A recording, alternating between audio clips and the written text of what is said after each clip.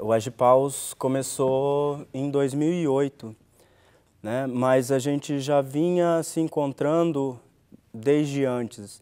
Em 2006 eu dei uma oficina de perna de pau, que alguns deles participaram dos outros integrantes da companhia.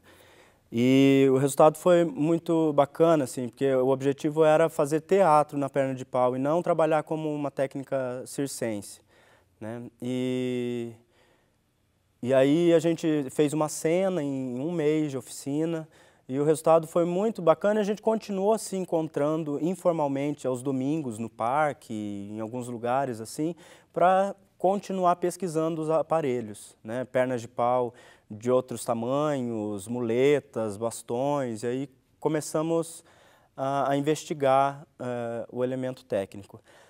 E aí em 2008 a gente já se entendia enquanto grupo, assim, porque a gente já estava, todos nós nos formamos numa mesma escola, lá em Londrina, numa fundação de artes lá, e aí a gente já participava pela escola de outros trabalhos, outros projetos lá da instituição. E aí a gente decidiu então começar a pensar nesse grupo, começar a desenvolver um trabalho que fosse próprio, né, e não entrar em projetos de outros, né. E aí começamos a focar e aí encontrar outros elementos também para descobrir, entendendo a perna de pau e esses aparelhos todos como prolongamentos do corpo do ator, né? E aí esse pensamento foi se desenvolvendo e hoje em dia o prolongamento para além da perna de pau, ele passa, né, pelo próprio figurino alegórico, a formação de ambientes cênicos, o cenário estruturado pelo corpo dos atores e o próprio trabalho corporal mesmo, de energia vital do ator, a projeção vocal, né? Então o trabalho musical também a gente entende como prolongamento do corpo. E aí, em 2010, a gente estreou a Pereira da Tia Miséria, do primeiro espetáculo da companhia, e hoje já são mais de 100 apresentações, né, por todo o país. E em 2011, a gente fez uma oficina pelo Sesc, também lá em Londrina, de dramaturgia. E leituras dramáticas, né? E era trabalhado pela vertente do pós-dramático. E o resultado era em cima da obra do Rainer Miller. E nós fizemos uma leitura do Hamlet Máquina. E aí, a partir desse processo, dessa oficina, a gente desenvolveu um projeto para o segundo espetáculo, que aí se chama Singra, e estreou agora em fevereiro de 2013. E muito dele, assim, o projeto surgiu a partir desse trabalho que a gente fez com essa oficina. E, a princípio, é esse o histórico.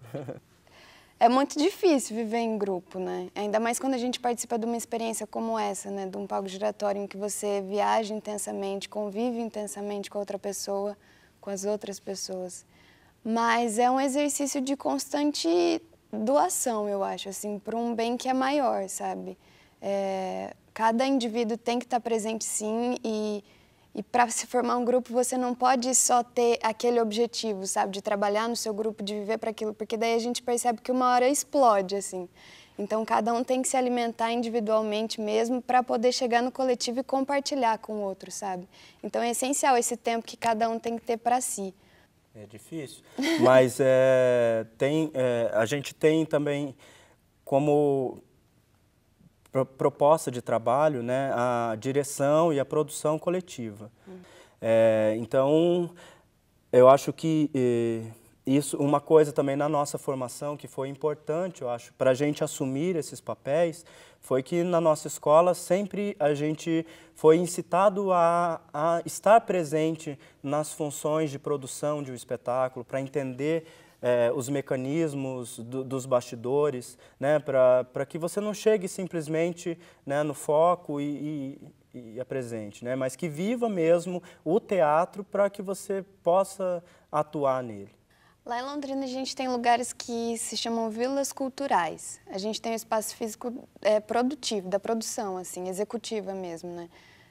Onde ficam os nossos documentos, onde a gente se encontra para fazer reunião de produção e, enfim, responder e-mail, essas coisas.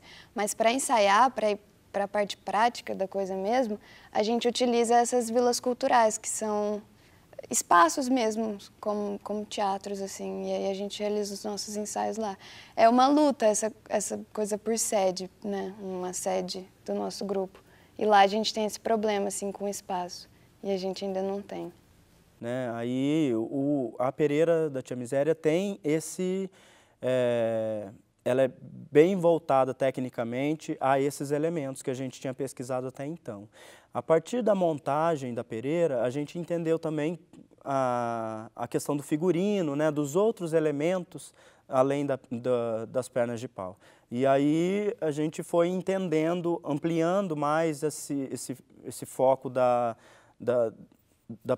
do prolongamento do corpo, né? E aí para o segundo espetáculo a coisa já foi para um outro caminho, porque mesmo na Pereira a gente chegou em um momento onde a gente tinha as cenas, tinha o domínio técnico dos aparatos todos, mas faltava entender uma questão que era essa do coletivo em cena.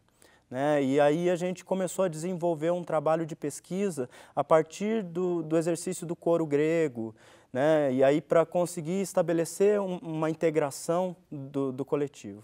Né? E foi fundamental assim, para a qualidade do trabalho.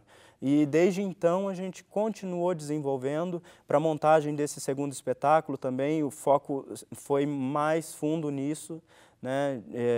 E aí desenvolvemos alguns trabalhos no decorrer do processo e achamos que isso seria importante para que a gente dividisse também com as pessoas, né? E até porque a nossa proposta de oficina não é a gente ministrar um trabalho enquanto professor e os alunos entram na roda, mas a gente compartilhar um processo que a gente também está descobrindo.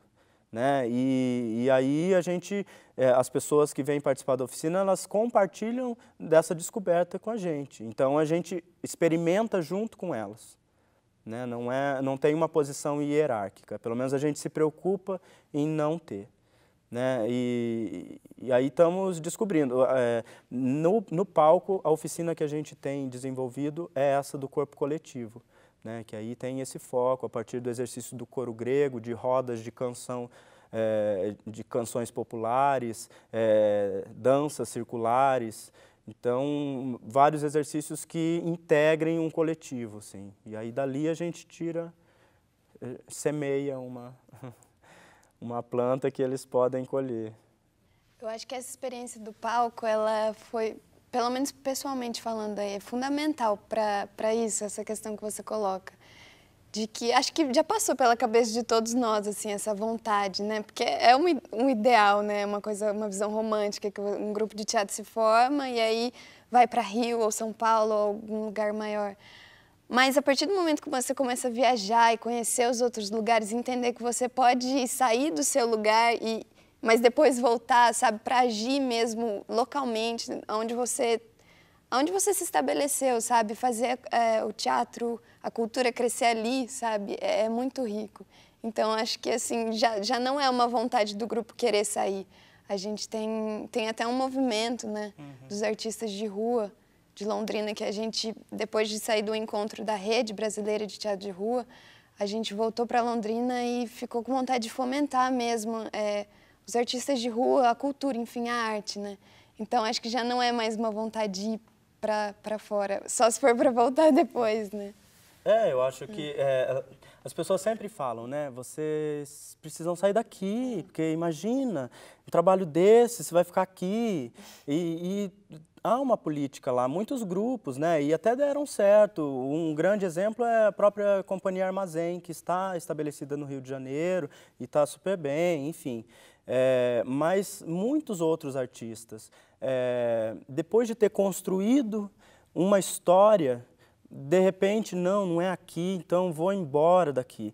E aí tudo que você construiu no outro lugar não vale. Você tem que reconstruir, você desce a escadaria toda para subir novamente, né? Então, eu acho que e o fato de não ser uma grande metrópole é de extrema importância, porque lá você não tem os vícios desses outros lugares, você consegue visitar o interior, um pensamento muito mais verdadeiro, né? Você acessa as pessoas de uma outra maneira, a própria estrutura, você não tem uma grande concorrência, né? As dificuldades são as mesmas, mas numa proporção menor.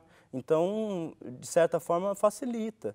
E assim, conforme o trabalho vai acontecendo, vai havendo reconhecimento, você vai conquistando o espaço. E a própria cidade se sente carente de você. Ela precisa de você, porque é você quem leva o nome dela para fora, né? E eu não sei, eu acho que por toda a história, né, eu estou há 14 anos na cidade e foi lá toda a minha formação de teatro.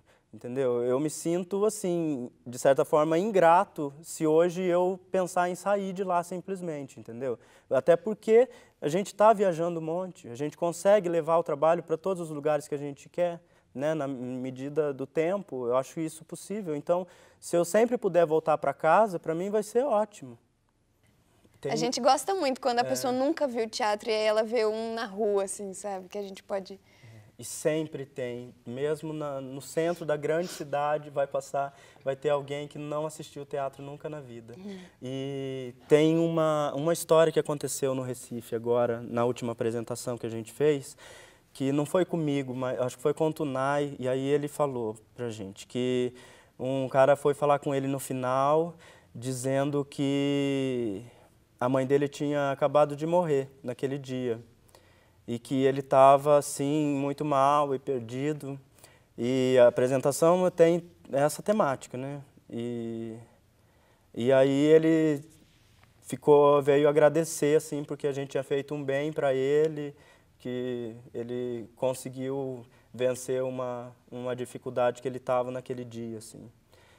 Isso para a gente é especial, né? Porque a gente tenta pensar na plateia não enquanto um coletivo que fecha uma roda, mas um monte de indivíduos que se integram à experiência, né? E assim, se uma pessoa sai tocada, né, divide, isso com certeza é o maior reconhecimento que a gente tem, assim, né, a maior troca. Então, acho que talvez isso tenha sido uma experiência importante.